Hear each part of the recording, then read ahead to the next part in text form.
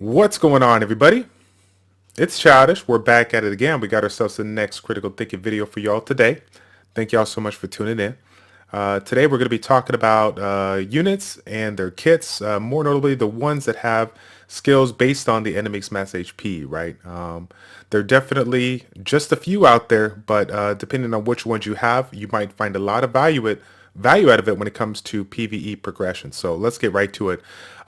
Skills that are based on enemy's max HP, regardless of what type of unit it is, whether it's HP, defense, support, attack, it really doesn't matter. There are a couple of exceptions, certain units out there. One that I currently have in my Dragon's B10 team, as you see right here, that can be based on both attack and enemy special HP. But for the most part, the majority of the units are going to have skills just based on enemy smash HP. The cool thing about that is that depending on how you build them, where you use them, you're going to get a lot of value out of them because they're just going to do a ton of damage, assuming that the opponent that you're fighting is going to have a lot of HP. Now, with regards to the skill set and the scaling, they are going to scale with critical damage. But of course, as you might have guessed, critical rate is very important. If you have a particular unit with a ton of HP and the damage is based on an enemy's max HP, the value out of critting with that skill versus making sure that you crit in addition to having high critical damage, it can be very hard to do that, making sure you got high critical rate and high critical damage. So if at the very least, if you have the opportunity to get yourself a ton of critical rate, just to make sure that you're consistent with that damage, that's going to be extremely important. And again, like I said in the beginning of the video, you're generally going to be using these units in a PvE setting, most notably Hall of Water, Trial of Ascension Hard, and the one that I definitely want to bring to your attention today, Dragon's Return. Why? This is basically the reason as to why I wanted to make this video out there. We have a lot of people, in that even, beginning to mid game, mid to late game, that are continuously working on their Dragon's B10 team, and even though they have certain units that people have recommended, there are some units out there that can provide a unique support kit but still can provide that added damage you're looking for. So we're going to go ahead and talk about that as well. Now, naturally, with regards to all the pros that we got going on with these units, we also have cons, not the things that are not good about it, right? Probably the biggest thing that I would feel that it's a con is the fact that it is generally utilized in the PvE setting. While PvE is just one aspect of the game, they also have the PvP content. We got the live arena coming out, so on and so forth. So it's not going to have, you're not going to have too much additional value in the PvP setting, depending on the unit that you're attacking, right? You never know how much HP your enemy has. You can really only estimate it based on the unit itself and how people generally build it. So obviously, if you're going up against bruiser type units, you can expect them to have a good amount of HP and be able to do damage, according to that. That being said, if we're talking about a live PvP setting, you can choose particular units, but they can ban yours. I mean, there's so many factors that come into play that you can never rely on a skill like that in the PvP, and it's not going to scale as high as you would see it in the PvE setting, but still a great skill overall. So what we're also going to go ahead and do with regards to the cons, we're going to mention the Rift of Worlds. I know that this is one thing that I made a mistake, kind of coming up in the ranks. Rift of Worlds, I got super excited. If you guys remember, I had a collaboration video that I did, I believe it was with Zerobit and the Motivational Gamer, and I got really hyped up about the Rift of Worlds when it came on and having skills based on the enemy's match HP. I thought there was going to be a lot of value in having skills like that, but believe it or not, they Comptous was thinking, and they went ahead and thought smart on this one. They set up the damage based on enemy's max HP, but they split it in three, right? Because you got the three heads of the boss there, right? So where are we at here? So yeah, running that Rift of Worlds in the main, they're having the three heads. They're going to be scaling the damage, but it's going to be based on three. So you're not going to see a ton of damage when it comes to that. Needless to say, there's tons of units out there that definitely are important to mention. So I want to take this opportunity to put out two videos for you guys today. And one of them is going to be focused on the fire, wind, and water units. that have skills based on enemies max HP, and then the second episode we'll be focusing on light and dark unit, as that's a very unique array of units out there that I want to go ahead and mention. So let's get going with it. Starting out with the fire, the first one here is going to be Bremis, the fire elemental. Let's take a look at his skill set. First skill with continuous damage. If you land a critical hit, you got the enemy's max HP scaling skill right here, doing elemental explosion on the attack elemental explosion to attack the enemy, and then again the damage is based on the enemy's max HP. Last but not least, your critical damage is increased by 50%. So this is pretty unique, guys. You know, I know a lot of people don't really take a look to mention this. Having a passive that's going to give you a little bit of extra critical damage, and then two skills, with one that's going to be based on critical, you know, having making sure that you get a critical hit and getting value out of that first skill, and then, you know, a skill based on enemy smash HP kind of opens you up with regards to, you know, potential, you know, possibilities you could do with this, because of the fact that we mentioned the value of enemy smash HP skills and having that critical rate. That is extremely important. And so, and then of course, because of the fact that you get more value out of this in the first skill, making sure you do a critical rate, you can see why somebody would probably build this with the high amount of critical rate. You know, the ultimate goal is to get, you know, as much critical rate as possible without using critical rate on 4. But if you need to, definitely go that route, because even though you might not run critical damage, that's okay. They're going to give you a little bit more critical damage with this skill. Okay, so let's take a look. All right, next unit up is a unit that truly needs no introduction. We got ourselves Spectra, the Fire Gryphon. Okay, so this is definitely one of the top units with skills according to enemies max HP, right? If I had to put this in like a top 5 category, this would be in there all day. Okay, a skill with damage based on enemies max, attack speed. Okay, and then you got the skill based on enemies max HP. It does consume 10% of your HP, but you know, that's a good give or take there when it comes to skills based on enemy smash HP. Last but not least, a skill that is going to provide an attack bar reduction of all enemies by 30% and their attack speed by 2 turns. Okay, now you guys, for some of you guys that are mid to late game, you already know a ton of this unit, but for anybody that's a beginner checking this out, the reason why this is so crucial when it comes to you know, farmable units that you can or easily obtainable units that you can get to improve your Dragon Speed 10 run, a skill set that's going to provide attack bar reduction on the towers. The attack speed is extremely important. The fact that this is going to be built on speed, you're going to get a little bit of damage out of that first skill.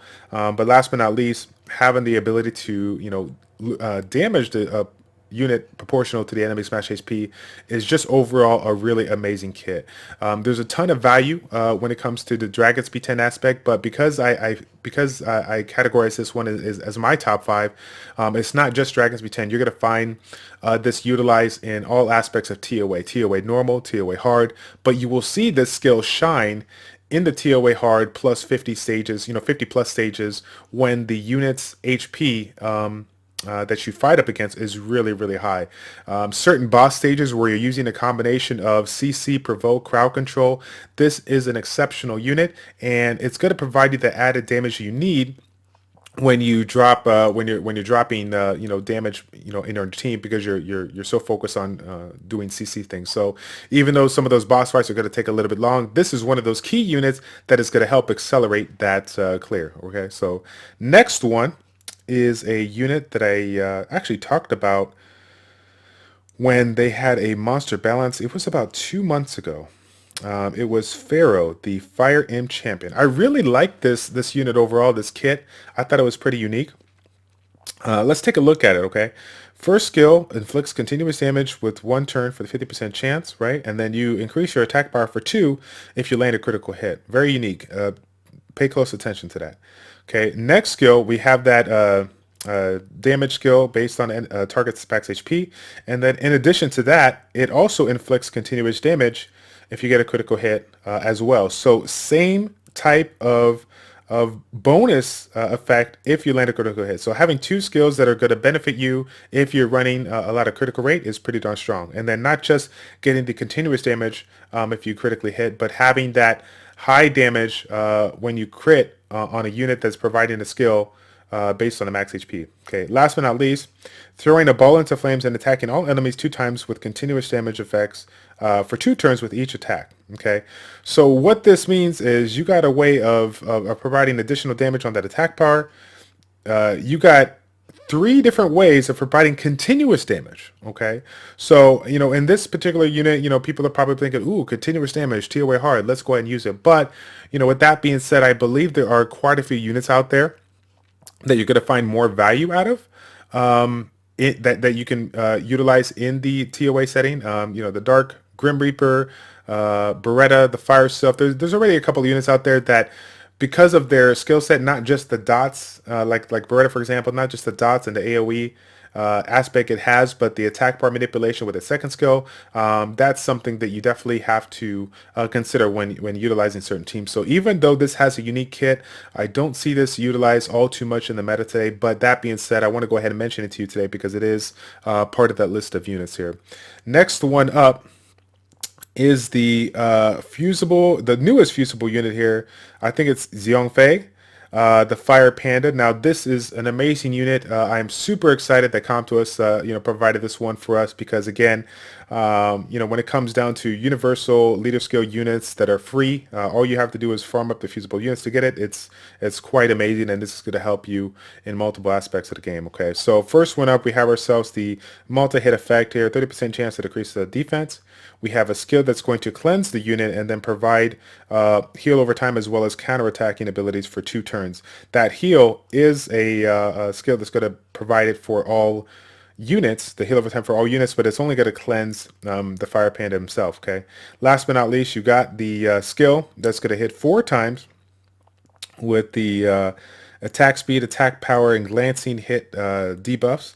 And then, as you can see there, it's going to have a skill based on defense as well as the max HP of the target. So that is pretty unique. This is one of the few units out there that have skills, an enemy's max HP skill that is not just proportionate to one thing, but 2 things. Okay, so looking at it overall, as you guys already know, this is an amazing unit out there for Rifter Worlds. If you're needing a unit with a leader skill that you want to run on the front line. In addition to that, for some of the up and coming players for Necropolis, looking for that key unit that can provide a little bit of DPS, a little bit of multi hits, as well as a way of providing a little bit of heal over time. This is going to be a stellar unit. If you're going back and forth about building it, I strongly recommend building it, and I would definitely keep it. I would definitely keep it and use it as much as you can because, again, I find it extremely valuable. Let's see. Last but not least is one of the units that I currently have. I know this is a rare unit for a lot of people out there, but we want to go ahead and mention it today because it falls into this category. We got Vanessa, the Fire Valkyria. Vanessa, just an overall amazing unit, providing the leader skill for 33%, the highest leader skill in the arena. A skill that just basically deals damage and activates activates the second skill if you kill the unit. The second skill is the one we're considering here, with dealing damage proportionate to the enemy's max HP. The cool thing about this skill is that it has that defense break for 2 turns. So if you're lucky enough to have Vanessa kill a unit, you have the opportunity to do some damage, but also provide an additional defense break. So if you're utilizing this in the arena, maybe you have a certain array of units that doesn't provide a ton of defense breaks. Having this unit having this unit have the opportunity to provide additional defense breaks if it kills a unit is pretty darn nice. Now, generally speaking, this is a unit that is built in a tankier fashion, but I've seen time and again out there people building really unique hybrid units, to try to take advantage of their opponent. Now, not to get too into it here, a unit like this that has damage proportion to max HP. Again, you're only going to see value out of it if you're going up against units with high HP. So is it going to play a viable role? I'm not, I don't feel too much about that because it is the PvP setting. You see more units that we're recommending in that PvE aspect. But again, it is a nice added little bonus, and why not take advantage of it? If you can. Okay, it also has the revive, reviving the HP of a unit to 30%, and then providing a heal over time for 2 turns there. So very, very unique unit. Okay, so that's pretty much it for the fire ones. Let's go ahead and mention the water ones. All right, and the first one is Daharinos. I think that's how you pronounce it, Daharinos. So let's take a look at its kit. It is part of that it is part of that elemental family here. Same thing on that first skill, being able to provide continuous damage if you land a critical hit. And then similar to the fire one, it is providing that enemy's max HP damage. Okay. Last but not least, it's creating the shield that absorbs 100%, equivalent to 100% of your max HP for 3 turns. So that is a pretty unique unit. When I was first coming up in the game, there wasn't as many units as there are today. So having a unit like this that, creates some kind of a shield, but then has ways of providing, decent damage was pretty unique. This wasn't something that I, 4-star or 5-star or whatever, but, first coming up, we have a lot of random 2-star units out there that can do some damage but can die quickly. So having that type of tanky fashion with the shield but providing additional damage is pretty unique. So this is kind of a cool one coming up in the ranks, but I never utilize it all too much. You're not going to see a ton of value out of it in the end game, but it is worth mentioning because of the fact that it has the enemy's scaling attack there. Okay, next one up is definitely a unique unit out there that has been hyped up for quite a few months now, playing a viable role in the Dragons B10 composition. So again, if you haven't seen this unit, you better ask somebody. All right, first skill for Yaku, the Waterem Champion, being able to inflict continuous damage for 1 turn with a 50% chance, and increase your attack power for 2 turns if you get a critical hit. Okay. Second one is similar to the fire one there. You're going to have that skill based on enemy's max HP, and then more continuous damage if you land a critical hit. So you still have that attack power bonus and the continuous damage bonus here. Now let's take a look at that last one here. This is the one that people really enjoy.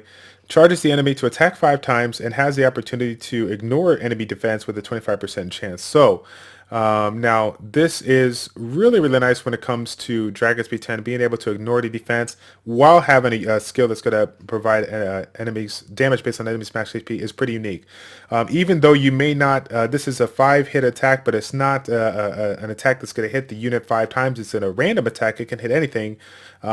People may not find the value out of it, but because it's paired with another skill that is going to provide value at it, and it is kind of that guarantee tool to use when it comes to enemies max HP and the Dragons B10, then people are playing around with this, and I've seen quite a few high speed or low time Dragons B10 speed runs utilizing this particular unit out there. So if you're looking for a fun unit that you can add to the mix, this is definitely one of those units here.